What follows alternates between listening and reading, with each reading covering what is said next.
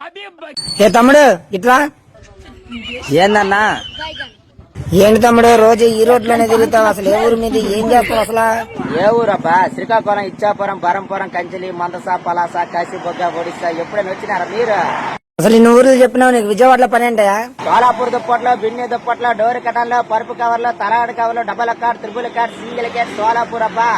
వచ్చే సోలాపూర్ నుంచి వెళ్లే బరంపురం దాకా మొత్తం అన్ని ఊర్లు మన అట్టే. అన్ని వ్యాపారాలు పడిపోయినాయి కదయ్యా, ఈ వ్యాపారం ఎలా చేస్తున్నావు నువ్వు అసలు? ఇది వరకు వెళ్తే అక్క బెడ్షీట్ల, తమ్ముడు బెడ్షీట్లు అని ఆపేవాళ్ళు. కానీ ఇప్పుడు అలా కాదు. రాయక్క, చిట్టి తల్లి, నక్కు, నాగలి, బొరుగు, సేట, రాయక్క మంచి బెడ్షీట్లు వచ్చాయంటే గానీ కిందకి రావట్లేదు అక్కలు. శ్రీశ్రీ చెప్పినట్టు ఎటు చూసిన ఏముంది గర్వకారం, నరజాతి సమస్త పరపీడన పరాయినత్వం.